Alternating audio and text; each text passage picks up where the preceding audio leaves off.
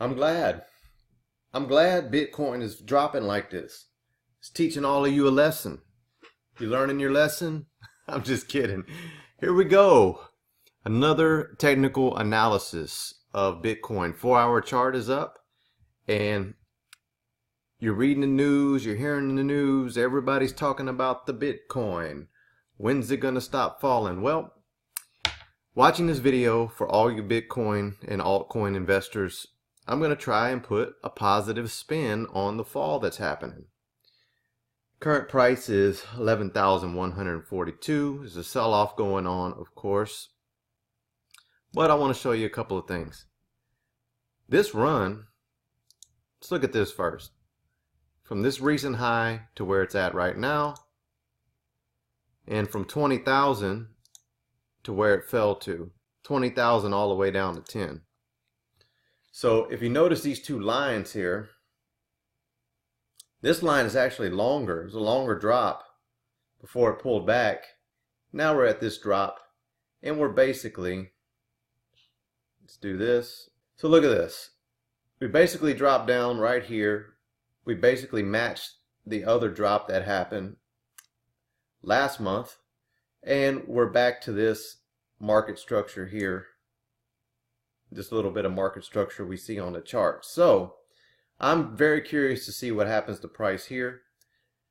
To me, we're still technically in the range until we drop below it and start trading below this bottom here, which was this recent low that happened back in December. So that hasn't happened yet. Let's look at a couple of other things.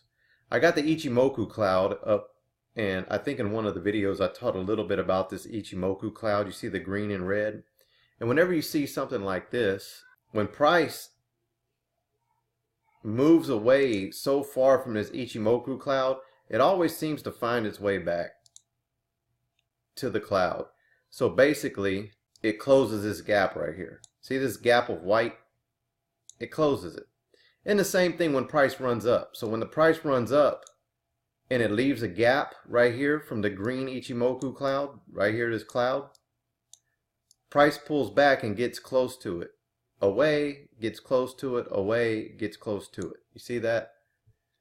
So let's go over here, and we see it pulled away, left a gap right here in the cloud, came back to it, and now we have a gap in this cloud right here. So don't fear, okay? Price will come back. So we have to basically wait and see when this sell-off will end. It sold off, bounced around a little bit, now it's selling off again. We're going to wait for the pain to subside. Maybe it'll bounce around a little bit and sell off some more. I don't know. Let's go into some more words of encouragement here. I'm going to pull this down, and I have the RSI. The RSI measures overbought and oversold conditions when it breaks out of this purple band area here. And let me shrink the chart up a little bit and pull back down a little bit more so we can see a little bit more. And with the sell-off going on right now, we are in extreme oversold conditions right here. Back when it did this sell-off, so we're here at this price, oversold. Right here, you'll see the RSI dipped into oversold condition. And let's go back a little bit further. The last time Bitcoin was in oversold was right here at this price. And this was back on November the 12th and 13th. Let's go back a little bit further. Oversold here, 915, 915, 11, oversold here, September the 4th. And remember, I talked about 911, 915. This is the Chinese news that came out, got us into oversold conditions here. So I count 1, 2, 3, right here, 4, and today is 5 times, just scrolling back the last 6 months, that you've seen oversold conditions. So let me ask you a question. What if you were actually disciplined enough to only buy Bitcoin in oversold conditions? That means you were only in this market 5 times. Today would have been the 5th time you would have bought Bitcoin this year. if you only bought in oversold conditions. Guess what? That's what smart money does. That's what Warren Buffett does. That's what people that actually invest for a living, they wait on these oversold conditions. They wait till the market to drive so far down that everybody else is bailing out, and that's when they start buying. I just went back on the chart.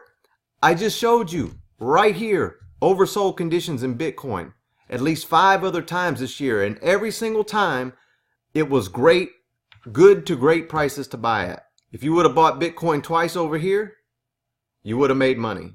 If you would have bought it again at this oversold dip, you would have made money. If you would have bought it right here at this dip, which probably would have been tough because, dang, you would have had to be right on this 4-hour candle to be watching the market to get in at this price. So I'm not saying you could have bought this oversold, but if you did, right at this price, where would you be at? You'd be right back to break even in another oversold condition down here, and you would buy it again because you haven't even taken a loss right here yet. You're back to break even. We don't know what the future holds for Bitcoin. We don't know what the market's going to do. The people that are panicking, the people that are complaining, this is why I love Bitcoin and cryptos, okay? The space is full of people, and a lot of you people watching me, you've never traded anything in your life. You've never traded Forex. You've never traded stocks. You've never traded options. You've never traded commodities. You've never even seen a chart until you started investing in cryptocurrencies. So I understand that. You're walking your little baby nuts around the block, and you don't know what to do. So take it from me, out of all the other voices that are out there in crypto, this is normal price action. This happens in stocks. It happens in commodities. And traders, they look at market structure. They'll look at things like the RSI, oversold signals. And when they get those oversold signals, they'll run in and buy some because they're long-term investors and they're looking for good deals. How do I know how long this Bitcoin is going to run down? No. Do I hope it turns around? Yes, because I'm not disciplined enough to buy just at oversold. I do buy at oversold. I bought some Bitcoin today at the oversold signal, but I have bought Bitcoin a couple of times in the middle of this range towards the bottom of the previous range that happened in this area. So some of my Bitcoin investments that I bought way back when, those are doing really good. Some that I buy here in this range, I might be down a little bit on, but I'll continue to stick to the tried and true methods of investing and buying good bargain basement prices. Think of it like this. You ever watched the show Flip This House or house flipping shows? What do these people do? They don't go buy a house that's super expensive. I mean, if you're going to flip a house, right? Are you going to buy the house in this range? Are you going to buy a house at overbought prices? That's what the RSI shows you. It shows you overbought and oversold conditions. So when Bitcoin is overbought, right, in overbought areas, which are these areas, these areas, these areas, those may not be good prices. You wouldn't buy a house at these prices, hopefully not. But there's some investors that want to buy foreclosures. They want to buy houses when the bank's just trying to get rid of it. They wait and see when people are in desperate situations, you see, desperate situations to try to get rid of stuff. And that's when you buy a house. You put a little rehab into it, and now you're sitting on equity. Full disclosure, the house that I bought this house 3 years ago. I'm already $100,000 in equity within the first 3 years of buying this house. Why?